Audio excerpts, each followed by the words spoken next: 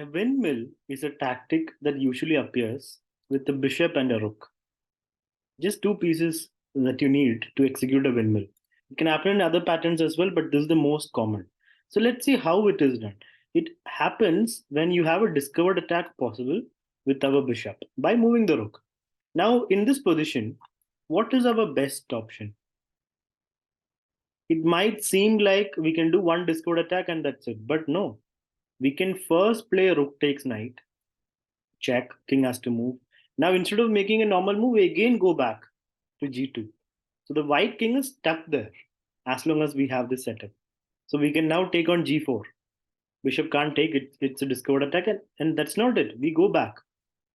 And now, what next? After the king moves, we can now start taking on c2 as well, the c file as well, then b, then a. We can take everything on the second rank. Again, we come back, and then we take on b2. We come back, check, we take on a2, and we win the queen. It's like a storm just came onto the board and destroyed everything. The pieces have vanished. The white pieces have just vanished. We took everything on the G file and then everything on the second rank, and we are up by an exchange with more material as well, the pawns. Let's have a look at another position. It is white to play. Here, what can white do to create a windmill? Last position, it was already set. All we had to do was execute it. Here, we have to create a windmill. Right now, black has pinned our bishop and attacked it. So you're basically about to lose a piece. But then comes this move to our rescue and to help us win. We play bishop f6. What's the point? We're giving up the queen, but then we get the setup of the windmill, the rook and bishop. So bishop f6, queen takes, and now rook g7. It's important that the bishop is on this diagonal. So bishop into h6 was not correct. Now what next? How do we continue? Do we simply play rook g5 and pick up the queen? No, we have to be more greedy than that. We move the rook, take on f7, check. We go back, again, don't take the bishop, go back, check. We take on b7. The black king is stuck. That's the beauty of the windmill. Black is totally helpless. We are just going to rotate on the full board. We go to g7. Going to a7 is optional because we're only going to help the black rook if you do that. You can come back and then take the queen, that's fine, but why? We just go to g5 and then we get the queen. Let's go to another position. Here, do you see any similarity to the two positions we looked at? Our rook is here, our bishop is here. Can we get a windmill setup somehow? If you thought a bishop takes, it's not going to work because queen is covering it. So is queen takes rook possible? Is that worth it? Giving up our queen? Is the windmill strong enough? The answer is yes, it is. We're not only going to get back the queen, we are actually going to, after bishop takes, rook check, we're going to win the game itself. We can give mate.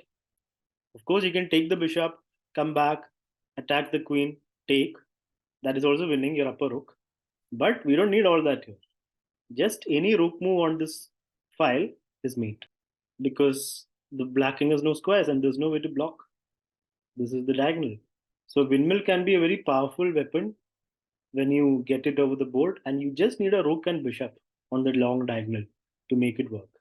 The windmill also appeared in The Game of the Century by Bobby Fischer, between Bobby Fischer and Donald Byrne. And in this position, Bobby Fischer has just given a check, king has moved, and his queen's hanging. But here, Bobby Fischer played a brilliant move that started off a crazy sequence of moves involving a windmill. Bishop to e6. Incredible move. Sacrificing a queen, but getting a bishop and more. So what exactly is he getting? What happened was Birne took the queen, bishop takes bishop, king moves, and now comes the windmill.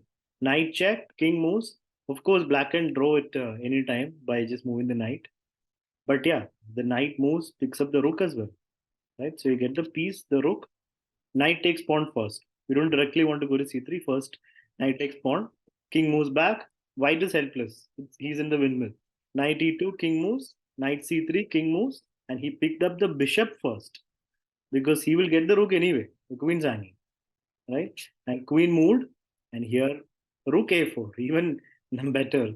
He is not immediately taking the rook because then he loses the bishop. Now queen moves, queen to b6, and now knight takes rook. So Fischer got a ton of material for the queen. How much material has he got actually? A rook, a bishop, and another bishop. Much more material than a queen. And this rook is totally inactive.